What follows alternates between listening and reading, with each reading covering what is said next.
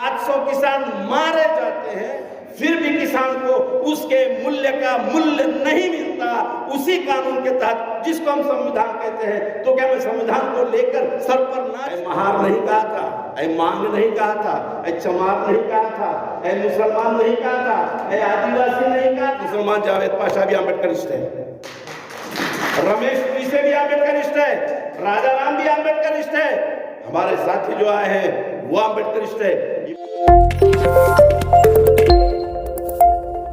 संविधान देश का सर्वश्रेष्ठ ग्रंथ है, लेकिन वो सर पर लेके नाचने का नहीं है। संविधान देश का अमूल्य ग्रंथ है, लेकिन वो अपरिवर्तनीय नहीं है। आज संविधान में 128 मर्तबा दुरुस्तियां की गई है। अगर आज मुझे संविधान को सर पर लेकर नाचना हो, तो जिस संविधान में प्राइवेटाइजेशन का कॉलम ऑलरेडी डाला गया है, क्या उसको लेकर मैं सर पर नाचूं? आज मुझे संविधान को सर पर लेकर नाचना है, तो सार्वजनिक नौकरियों के खाद्यीकरण, कंत्राटीकरण का कानून लागू हो गया है, क्या मैं उसको लेकर नाचूं सर पर? अगर मुझे संविधान को सर पर लेकर नाचना है, तो देश की सारी साधन संपत्ति कंपनियों को, इस देश के 32 घरानों को बांट दी गई है, और वो कानूनन बांटी है। तो ये कानून जिस संविधान में है, उस संविधान को सर पर लेकर नाचूं? गोधरा में 25,000 मुसलमान उस कांड में, गुजरात के कांड में मारे जाते हैं। एहसान जाफरी जैसा सेकुलर आदमी खींच खींच कर मार दिया जाता है। उसकी बीवी इंसाफ पाने के लिए दर दर भटकती है, सुप्रीम कोर्ट भटकती है, आखिर में प्राणों को त्याग देती है। इंसाफ नहीं मिलता है। मैं उसी संविधान में हूं जिस संविधान में इंसाफ नहीं मिलता है, तो मैं संविधान को सर पर लेकर नाचूं? जिस किसान को उसका भाव नहीं मिलता है, 9 माह तक किसान दिल्ली में बैठता है, 700 किसान मारे जाते हैं, फिर भी किसान को उसके मूल्य का मूल्य नहीं मिलता। उसी कानून के तहत जिसको हम संविधान कहते हैं, तो क्या मैं संविधान को लेकर सर पर नाचूं? बाबा साहब ने कहा था, मूर्ख न बनिए। जिस दिन संविधान सौंपा, उस दिन कहा था, असली लड़ाई अब शुरू होती है। बाबा साहब अम्बेडकर जी ने कहा था 1950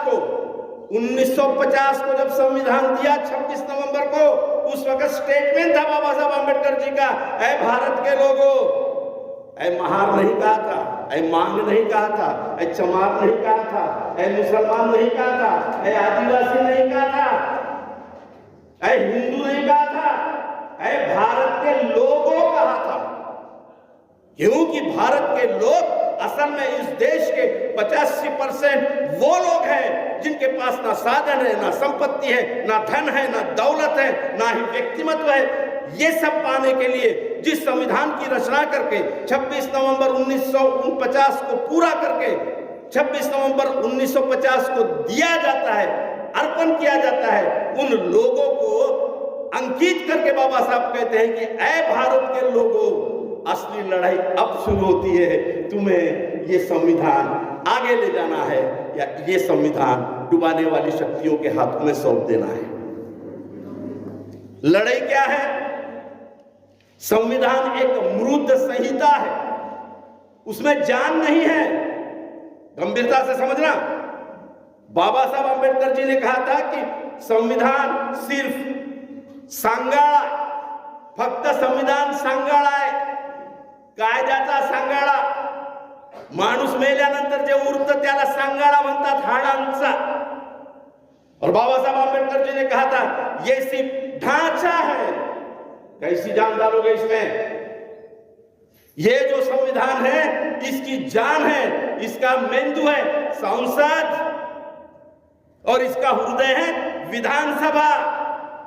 जब तक संसद में तुम नहीं होंगे, तब तक इस संविधान में जान नहीं आएगी, और जब तक विधानसभाओं में नहीं होंगे, तब तक इस संविधान का हृदय नहीं धड़केगा। दोनों जगह तुम नदारत हो, संविधान ढंग से हौले हौले हौले मृत कर दिया जा रहा है, मार दिया जा रहा है। तो नगराड़ी जी की जो तड़प है वो ये है कि संविधान का जो हृदय है संसद, उस संसद में अम्बेडकर जाए, क्या कमिटमेंट होता है अम्बेडकरिस्ट लोगों का? जब देश आजाद हुआ तब लगभग सरकार के पास में 80% जमीनें थी इस देश की। बाबा साहब आंबेडकर जी ने कहा था कि ऐ लोगों, पिछड़े लोगों, तुम्हें इस समाज में, तुम्हें इस देश में मान सम्मान के साथ अगर जीना है तो आर्थिक लोकशाही ये पहली शर्त है। जब तक आर्थिक लोकशाही नहीं मिलेगी, आर्थिक उन्नति नहीं होगी, आर्थिक विकास नहीं होगा, तब तक मान सम्मान तुम्हारे पास में नहीं आएगा। बहुत पैसा है, बलात्कारी है, आराम से संसद चुनकर जा रहा है, रेपिस्ट है, मर्डरर है, बम विस्फोट करने वाला आरोपी है, आतंकवादी है, पैसा है, विधानसभा और लोकसभा में चुनकर जा रहा है। इसलिए बाबा साहब ने कहा था कि तुम्हें भी मान सम्मान अगर पाना हो तो आर्थिक लोकशाही जरूरी है। और आर्थिक लोकशाही कैसे मिलेगी? सिर्फ 3 तरीके से मिलेगी। नंबर 1, आर्थिक लोकशाही के लिए जो सरकार की जमीनें हैं वो इस देश के पिछड़े लोगों को बांटी जाए। सिर्फ काशीराम जी ने नारा लगाया था, जो जमीन सरकारी है वो जमीन हमारी है। बाकी किसी ने नारा नहीं लगाया। इस देश के नेता ने, लिस्ट निकाल लो, ना महात्मा गांधी जी ने लगाया, ना नेहरू जी ने लगाया, ना सरदार जी ने लगाया, सरदार पटेल, ना किसी ने लगाया। और सम्माननीय मोदी जी का तो लगाने का सवाल ही नहीं आता, क्योंकि जो जमीन सरकारी है वो रामदेव लाला की है, वो तो उनका फार्मूला। जो जमीन सरकारी है वो अडानी की है, जो जमीन सरकारी है वो अंबानी की है। और बाबा साहब आंबेडकर कहते हैं कि जिस दिन देश आजाद होता है 80% जमीन सरकार के पास में है और ये जमीन गरीबों में बांटी जाए। कौन है गरीब? मुसलमानों का 85% समाज, या अनुसूचित जाति, जमाती, जनजाति, ओबीसी में से मुसलमान बना है। देखते नहीं हो अपने आजू बाजू किस तरह जलता है मुस्लिम समाज? क्या बाबर और औरंगजेब की औलाद है वो? नहीं, वो भी पूर्णिमा लिखेगी महात्मा चमार से धर्मांतरित हुआ है। भले ही इस्लाम में आ जाए, भले ही मुसलमान बन जाए, ब्राह्मणवादी व्यवस्था को छोड़ दिया, मनुस्मृति को लात मार दिया, अस्पृश्यता हटा दी, लेकिन जातिगत व्यवसाय में जीने के सिवा कोई दूसरा उत्पन्न का साधन नहीं है। क्योंकि यहाँ की मूल बैठक वही है कि उत्पन्न पाने के लिए, रोजी रोटी के लिए सुनील से सलीम बन जाए। लेकिन वहां मोची था तो यहाँ भी मोची रहेगा। सुरेश से रशीद बन गया, पंथी तक खाटी का संतरी थे, खाटी का चाहिए। लल्लन का सलीम बन गया, लेकिन वहां पर धोबी होगा तो यहाँ पर भी धोबी है। वहां का मड़ावी था, यहाँ का तड़वी बन गया। रहेगा जंगल में ही, क्योंकि वो उसका मूल निवास है।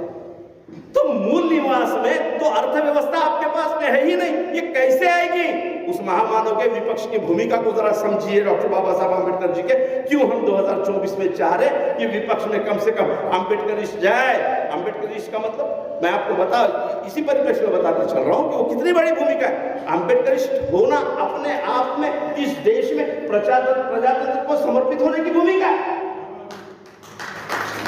आंबेडकरिस्ट होना नाम नहीं है कि गणवीर मेरा नाम है, गजबी है मेरा नाम है। नहीं, आज हम गर्व से कहते हैं एक मुसलमान जावेद पाशा भी आंबेडकरिस्ट है, रमेश पीसे भी आंबेडकरिस्ट है, राजा राम भी आंबेडकरिस्ट है, हमारे साथी जो आए हैं वो आंबेडकरिस्ट है, ये बच्चे आंबेडकरिस्ट है, मेरी बेटी जिया पाशा वो भी आंबेडकरिस्ट है। क्योंकि हम प्रजातंत्र को अव्वल मानते हैं और प्रजातंत्र में अव्वल भी भारतीयता, आखिर भी भारतीयता। व्यक्तिगत तुम्हारा धर्म क्या है तुमको लकलाभ हो।